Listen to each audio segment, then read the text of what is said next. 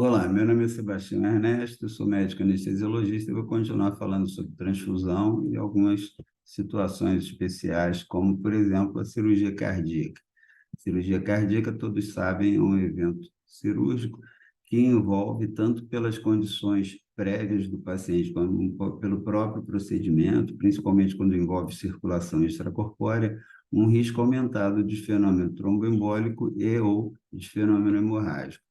Pacientes que, em geral, vêm recebendo terapia antiplaquetária em associação, normalmente, de aspirina, o ácido acetilsalicílico, com clopidogrel, utilizada para bloqueio da ciclooxigenase, que é o ácido acetilsalicílico, e uma para o bloqueio do receptor P2Y12, que é o clopidogrel. Assim, ocorre uma diminuição do risco tromboembólico no pré e no pós-operatório. E esses pacientes, muitas vezes, nos chegam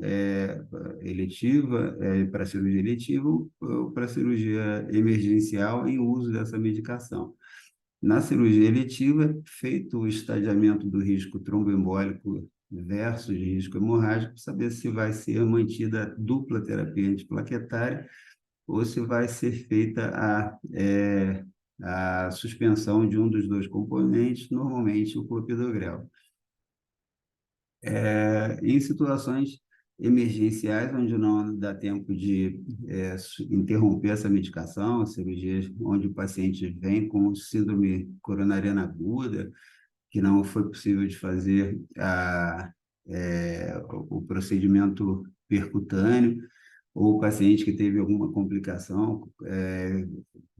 causada pelo próprio infarto do miocárdio, como ruptura de cordoalha tendinosa, alguma alteração valvular ou alguma ruptura de parede de ventrículo, aneurisma de ventrículo, alguma situação emergencial que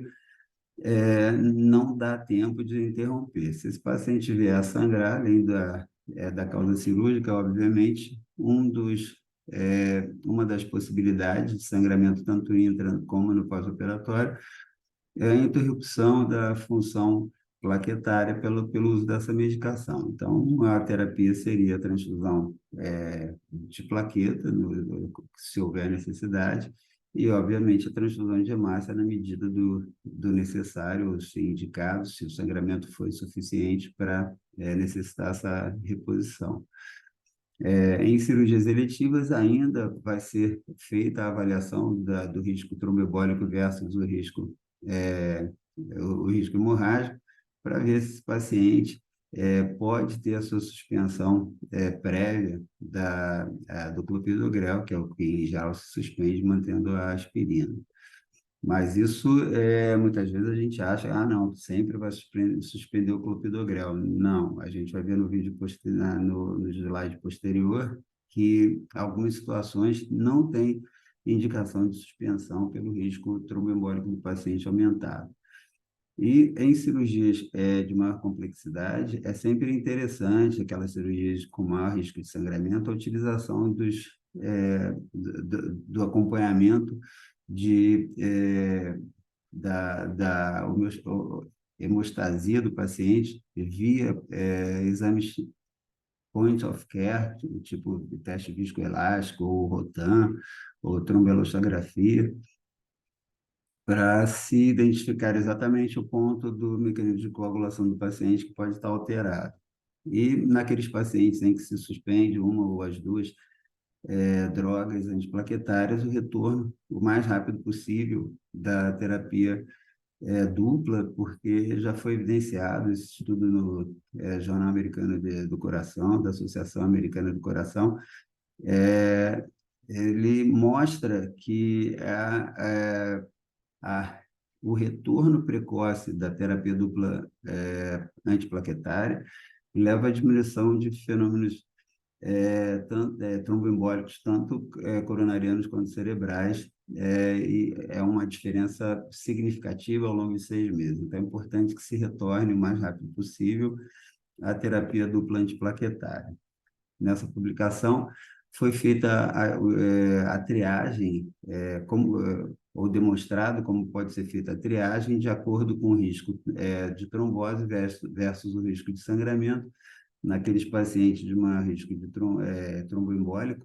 Então, a manutenção das duas drogas, da terapia dupla antiplaquetária, e onde há disponibilidade,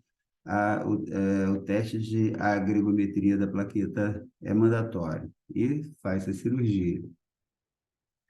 Em casos onde o risco tromboembólico ele não é tão grande e pode ser avaliado caso a caso, então normalmente é feita a manutenção do ácido acetil salicílico e a interrupção do, é, do, do seu companheiro lá na terapia dupla antiplaquetária, que em geral clopidogrel ou outro que esteja sendo utilizado, suspendendo no tempo ideal da sua farmacocinética, em relação à sua farmacocinética. Então, clopidogrel, 5 dias, o prasugrel, 7 dias, por exemplo, e é suspenso, então, previamente, mantém-se o ácido acetil salicílico, mas isso vai ser feito analisando caso a caso. E naqueles pacientes em que o risco tromboembólico é muito pequeno e o risco hemorrágico é muito grande, então a manutenção, a interrupção das duas drogas pode ser feita, e nesse caso a cirurgia é realizada, mas o retorno da terapia dupla antiplaquetária, como em qualquer das duas outras situações, sempre retornando o mais rápido possível para evitar fenômenos tromboembólicos, já que a própria cirurgia, pela sua reação inflamatória, principalmente quando associada à circulação extracorpórea, provoca uma alteração importante nas cascatas de coagulação, interrompendo as funções de alguns fatores, aumentando de outros, como vai ser visto agora. A circulação extracorpórea ela tem uma atuação importante ativando a hemostasia, porque o contato com superfícies não endoteliais ativa fatores de coagulação e a exposição pela cirurgia de regiões subendoteliais, principalmente associado à presença de ar durante a cirurgia, faz com que essa ativação seja ainda mais intensa. Isso leva a um consumo importante dos fatores de coagulação, que vai, em consequência, causar a coagulopatia adquirida pelo consumo. Então, perde-se fator de coagulação no sangramento cirúrgico e perde-se também pelo consumo, que é provocado pela tentativa fisiológica de hemostasia da cirurgia. O processo é desencadeado automaticamente e mais ainda pelo contato com a superfície não endotelial do circuito que vai fazer a ativação também. Associado a isso, ainda temos a hemodiluição causada pela substância prime, aquela substância, aquele líquido prime que fica no reservatório da circulação extracorpórea e que serve para o paciente, obviamente, quando o sangue dele retornar, não vir com ar para não causar embolia. Então, tem um pouco de líquido ali que vai, no início da circulação extracorpórea, já vai provocar uma hemodiluição importante, que vai também contribuir para a diminuição da concentração de fatores de coagulação, plaqueta, etc. E se o sangramento persiste durante a cirurgia, se ele é um sangramento aumentado, isso tudo se agrava, porque vai ter mais perda de fatores de coagulação, vai ter mais consumo por ativação de cascata de coagulação e mais a diluição da reposição do que a gente vai entregar para esse paciente em termos de cristalóide durante a cirurgia. Então, tudo isso leva à cirurgia cardíaca a um patamar mais elevado de risco de hemorragia e de necessidade de transfusão. Em relação à circulação extracorpórea, detalhando um pouco, então, a exposição de fator de coagulação, como eu disse, aquelas regiões subendoteliais, onde o fator de coagulação, perdão, o fator tecidual, ele se liga ao fator 7 circulante e essa junção produz uma substância que é uma enzima, se transforma numa enzima que ativa o fator 10, ela é apelidada de tenase, essa junção do fator tecidual com o fator 8, com a associação na presença diária, ela é ainda mais intensificada. Como eu falei, a superfície não endotelial do circuito também tem essa ação ativando, tem a resistência da trombina à heparina, porque a trombina se liga à fibrina e ela tem dificuldade de ser inibida pela heparina. Então, a fibrina fica ligada, assim como o fibrinogênio se ligam à parede da superfície, à superfície interna do circuito. Isso provoca também a ativação e ligação de plaquetas que vão sendo agregadas ali, diminuindo, obviamente, a quantidade de plaquetas e de fibrinólise e de fibrina e fibrinogênio circulante. Posterior a isso tudo, quando a gente ativa o fator de coagulação, a cascata de coagulação, também é aumentada a liberação do fator inibidor do ativador tecidual do plasminogênio. Então, quando você inibe o ativador do plasminogênio, você diminui a produção de plasmina e essa diminuição da plasmina vai produzir o aumento da possibilidade de, agregados plaquetários, grumos de coagulação, de coágulos, no estágio um pouco posterior. Então, você primeiro tem, no estágio inicial, a liberação do ativador tecidual do plasminogênio, e aumentando a fibrinólise, aumentando o risco de sangramento, mas em momentos posteriores, principalmente no pós-operatório, tem o início da produção do inibidor do ativador tecidual do plasminogênio, e aí aumenta o risco tromboembólico no pós-operatório, por isso o retorno da terapia dupla antiplaquetária traz mais segurança para esses pacientes. As plaquetas também se ligam ao circuito da circulação extracorpórea, porque o fibrinogênio ligado ali, ele ativa o fator de von Willebrand e faz com que, via receptor de glicoproteína 2B3A, haja a ligação desse receptor 2B3A com o fibrinogênio ali na parede interna do circuito. Então, começa a ter agregação plaquetária ali no circuito. Então, tudo isso, né, o trauma cirúrgico, a circulação extracorpórea, a ativação de inflamação gera o risco de ativação dos fatores de coagulação no circuito e, em consequência, pode levar trombos para a circulação também, obviamente, mas esse retorno é sempre filtrado, então diminui o risco naquele momento, mas há consumo de fator de coagulação, mas depois tem a ativação de fibrinólise também. Existe no pós-operatório, ou já no final da cirurgia, o risco de sangramento aumentado pelo efeito residual da heparina. Muitas vezes, quando diminui a vasoconstrição do intraoperatório, uma quantidade de heparina represada na microcirculação começa a ser disponibilizada na circulação e aumenta a chance de sangramento também. Então, existe a necessidade de acompanhamento do tempo de coagulação ativado, ou outro procedimento qualquer, como os testes fibroelásticos,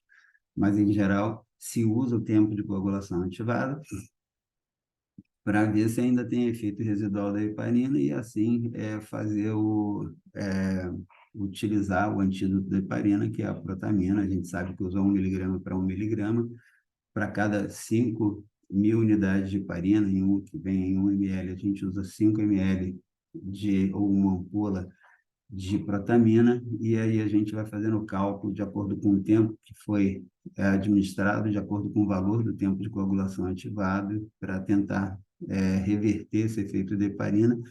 mas sempre com a atenção de não utilizar a dose excessiva, da protamina, porque a protamina em doses muito elevadas também começa a produzir é, efeito hemorrágico também, bloqueando os fatores de coagulação. Existe o teste para se observar se existe alguma ação excessiva da heparina, utilizando o EPICOM, e é sempre importante a gente avaliar o risco de hipocoagulação versus risco de hipercoagulação, de acordo com o momento da cirurgia e também continuando com esse cuidado no pós-operatório. A evolução do conhecimento levou a preocupações e mudanças de conduta em alguns serviços que começam pela utilização de hemácias lavadas, que diminui riscos de ativação de fatores de citocinas hemorrágicas, citocinas inflamatórias, e também de ativação de complementos, sendo mais seguro na utilização da circulação extracorpórea. A utilização de microcircuitos também, diminuindo a área de contato com superfícies não endoteliais, tende a diminuir os riscos tanto tromboembólicos quanto hemorrágicos, e a utilização de heparina no circuito também tem sido bastante recomendada. O uso de antifibrinolíticos é uma chave bastante importante na redução do sangramento intra e pós-operatório, sempre utilizando já preventivamente, principalmente nos pacientes de reoperação, aqueles pacientes que têm maior risco de ter aderências pericárdicas na parede interna do tórax, o risco de sangramento é sempre aumentado nesses pacientes de reoperação. Então, principalmente nesses pacientes, maior cuidado, maior quantidade de reserva de produtos derivados do sangue, hemácias, plaquetas, etc. Mas o uso de antifibrinolíticos é uma arma importante que a gente dispõe na busca pela redução do sangramento. E o aproveitamento do sangue, que já é feito pela circulação extracorpórea, nesse caso, já é uma coisa, já é redundante falar nisso. Em relação à cirurgia não ginecológica, a cirurgia ginecológica não obstetra, a hemodiluição normovolêmica não reduziu o volume de sangue transfundido nos estudos realizados mais recentemente. Então, é uma conduta que pode ser feita em algumas situações especiais, como no paciente, por exemplo, que não quer receber sangue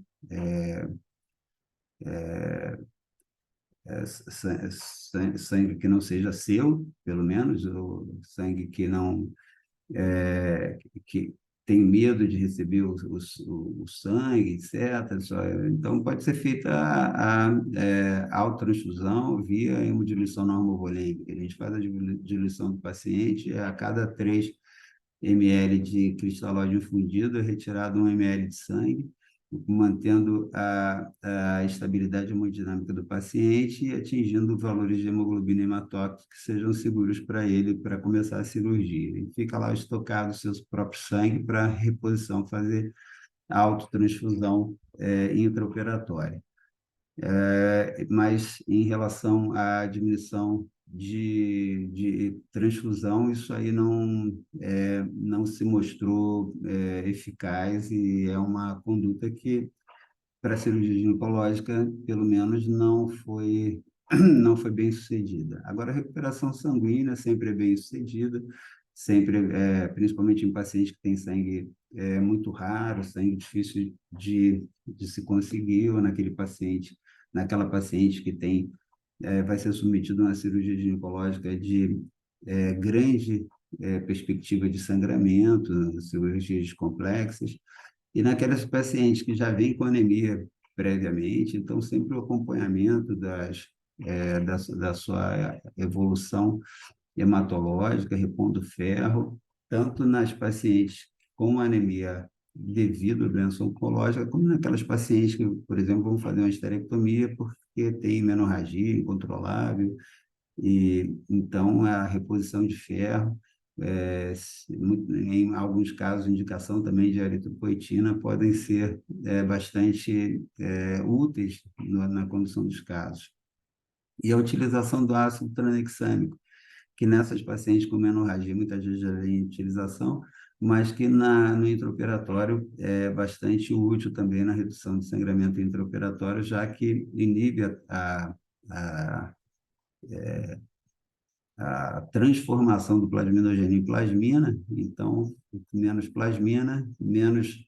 fibrinólise, mais estabilidade de coágulo, e a hemostasia fica mais resistente, pelo menos em tese, diminuindo o risco de sangramento aumentado e reduzindo a quantidade de transfusão nessas pacientes. Em relação às cirurgias obstétricas, em geral, a gente já é conhecido o conceito de hemorragia pós-parto, não no parto vaginal, mais que 500 ml, na cirurgia no parto cesariana, mais que 1.000 ml, sendo considerado sangramento moderado quando é entre 1.000 e 2.000 ml, e sangramento severo acima de 2.000 ml. Então, isso aí deve ser seguido com cuidado, conhecer e tentar identificar a causa desse sangramento pós-parto, que na maioria das vezes é atonia, mas pode ser retenção de placenta, entre outras coisas, pode ser ruptura uterina. Então, tem que ser identificado se a causa é cirúrgica ou não, e o tratamento deve ser indicado de acordo com a causa, perdão, específica para que o resultado seja mais eficaz. Mas é na evidência de um sangramento, de uma hemorragia pós-parto, já a ativação da utilização precoce de ácido tranexâmico, em geral 1 grama que se utiliza, pode ser repetido metade da dose se continuar tendo sangramento excessivo, já que aquele ácido tranexâmico vai ser perdido no sangramento, e pode ser mantido uma dose a cada 8 horas, repetida a dose, caso haja preocupação ou existência real de sangramento. A hemorragia pós-parto maciça é considerada quando o sangramento é acima de 2.500 ml ou quando a hemoglobina cai de 4 gramas por decilitro, não é que chega a 4, estava 13, chega a 9, estava 14, chega a 10. Então, se caiu 4 em relação ao que era, é considerado hemorragia maciça, pós-parto, diferente do conceito de hemorragia maciça em outras situações. É considerado também se houve a transfusão de mais de 4 concentrados de massas ou se houve necessidade de algum procedimento, alguma intervenção para tratar essa coagulopatia, algum procedimento invasivo que visa corrigir aquela hemorragia. As etiologias da hemorragia pós-parto são várias. Podem ser mecânicas, descolamento de placenta, ou retenção da placenta, placenta acreta, por exemplo, ou o que é mais frequente é a atonia. Então, deve ser identificada a causa. A atonia, a gente sabe que o padrão ouro de prevenção da atonia é a utilização da ocitocina. Existem vários protocolos, e tanto de utilização de dose preventiva quanto de utilização de dose de tratamento na paciente que está em sangramento ativo por atonia. Mas há necessidade da ativação de condutas ágeis, rápidas, para que a evolução dessa hemorragia não seja drástica e não leve a um caso fatal com perda de órgão, por exemplo. Então, o paciente com a hemorragia pode ter a causa mecânica, a causa pode ser por perda sanguínea excessiva, por qualquer um dos casos, vai levar à perda dos fatores de coagulação. Então, além da causa primária, temos as causas secundárias, que são a perda, diluição e consumo. A perda, quando há o sangramento excessivo, e todas as condutas que se utilizam na tentativa de resolver a causa inicial do sangramento já não são suficientes para interrompê-lo. Então, a perda ocorre por causa do próprio sangramento, e reduzindo os fatores de coagulação em plaquetas, você já não tem mais como interromper aquele sangramento que começa a ser difuso no campo operatório. No tratamento da hipotensão causada pelo sangramento, a gente vai oferecer líquido para o paciente que vai hemodiluir aquilo que já está pouco. Então, é preciso, nesses sangramentos aumentados, sangramentos excessivos, onde a diluição vai ser certa, é preciso já estar repondo não só a hemácia que a paciente perdeu, mas também fatores de coagulação via plasma fresco congelado e concentrado de plaquetas. Isso quando há o sangramento maciço, né? Então, também existem vários protocolos, mas o protocolo mais comum hoje é, no sangramento maciço, oferecer para cada unidade de concentrado de hemácia uma unidade de plasma fresco congelado e uma unidade de plaqueta.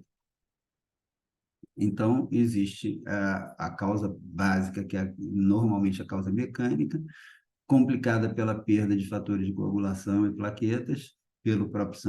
sangramento. A diluição, pelo que se oferece em termos de líquido no paciente, vai fazer com que haja queda da concentração do que é útil na hemostasia do paciente, e o próprio consumo que vai acontecer na tentativa fisiológica de se estabelecer a hemostasia, né? A formação de coágulos, agregando ali e concentrando fatores de coagulação em plaquetas, tanto no local, como, por exemplo, numa situação em que há uma placenta prévia, uma placenta descolada, um útero que atônico está causando consumo de fatores de coagulação, mas também no estágio posterior pode até evoluir com a coagulação intravascular disseminada, que muitas vezes é acelerada por embolia amniótica, por exemplo, e em alguns casos de pré-eclâmpsia. Essa coagulação intravascular disseminada, nos estágios iniciais, leva a consumo dos fatores de coagulação com aumento de risco hemorrágico, e em estágio mais tardio começa a ter a fibrinólise acentuada, com aumento de, de, de, de riscos ainda mais complexos de sangramento, mas pode ter ativação também da liberação, né, daqueles inibidores dos ativadores teciduais de plasminogênio, fazendo com que haja o contrário. Algumas situações acabam evoluindo horas ou dias depois, com a instalação de fatores com instalação de complicações tromboembólicas. Então, sempre lembrar, nesses casos, de acompanhar via testes de coagulação, principalmente onde há disponibilidade, da utilização dos testes de viscoelásticos para a gente identificar exatamente onde está o ponto de coagulação, de alteração na cascata de coagulação do paciente. Em geral, a gente considera a hemorragia periparto uma situação tão drástica que, quando começa a parecer que vai complicar, é melhor pedir ajuda. Então, pedir ajuda, o manuseio deve ser multidisciplinar quando possível. Se houver possibilidade, ou o sangramento é tão intenso que há dificuldade de se compensar o que está perdendo com o sangue que está chegando, porque o sangue está demorando a chegar, o sangue da paciente é difícil, pode até ser utilizada a recuperação celular, mas deve ser feita atenção, deve ser tomada atenção, porque existe o risco de exoimunização RH, então tem que saber o tipo sanguíneo depois do feto, do pai, da mãe, para ver se há o risco de exomunização RH e a paciente ser tratada de maneira adequada. Pacientes que vêm com a concentração de plaquetas reduzida, principalmente abaixo de 100 mil por milímetro cúbico, são pacientes de risco aumentado de sangramento. Também deve ser feita a avaliação do fibrinogênio da paciente no pré-operatório. O acompanhamento da concentração de fibrinogênio é muito importante, porque, apesar de na população em geral a concentração normal ser de 200 a 400 miligramas por decilitro, e eles necessitam apenas de uma concentração média de 150 miligramas por decilitro para ter uma efetividade de coagulação. Nas gestantes, a concentração sempre vem, normalmente, vem acima de 400 miligramas por decilitro, e elas necessitam de uma concentração maior para atingir a eficácia de coagulação, né? Uma concentração em média de 200 miligramas por decilitro. Então, a paciente gestante que apresentar a concentração de fibrinogênio abaixo de 200 é uma paciente de extrema gravidade, de extrema preocupação, de prognóstico bastante ruim para risco de sangramento. Isso aí deve ser acompanhado com atenção. Não há indicação de reposição de fator de concentrado de fibrinogênio de maneira preventiva, mas se ela vier a sangrar, esse é o caminho. Então, em relação à cirurgia obstétrica, já se sabe que o acompanhamento prévio de tempo de tromboplastina parcial ativada e tempo de atividade protrombina tem pequeno valor preditivo. Eles têm uma taxa muito alta de falso negativo por falso positivo e não servem muito para orientar a gente quanto ao risco de sangramento no intra ou no pós-operatório. Paciente que vem com sangramento antes do parto, antes da cesariana, já deve estar recebendo ácido tranexâmico e ele deve ser administrado de maneira precoce, principalmente se esse sangramento se instala subitamente por uma atonia uterina intra-parto ou intracesariana, deve ser feita de maneira precoce. 1 grama é a dose, como eu mencionei anteriormente. Se por acaso persistir o sangramento, então a gente repete a dose, pode ser feito metade da dose, se o sangramento persiste, porque a gente imagina que esse ácido tranexâmico está sendo perdido no sangramento também. E em relação à hemorragia pós-parto, é sempre importante ter em mãos ou se conhecer o protocolo da instituição para ativar os diversos mecanismos de proteção ao paciente. Então, desde a utilização de protocolo de transfusão maciça, da utilização da ocitocina, né, no protocolo, de acordo com o protocolo da instituição, a utilização do ácido tranexâmico, observar a obtenção de veias calibrosas, pelo menos 2, para reposição rápida naquelas pacientes que começam a sangrar bastante, porque muitas vezes é necessária a reposição rápida, e o acompanhamento da paciente em relação à eventual necessidade de intervenções cirúrgicas, que podem ser desde a hemostasia cirúrgica através de suturas, ou até a esterectomia da paciente, ou a tentativa de técnicas endovasculares para embolização de artéria uterina, entre outros. Bom, essas foram algumas das fontes utilizadas na confecção desse vídeo. Espero que tenham gostado da apresentação e do conteúdo, e muito obrigado pela companhia.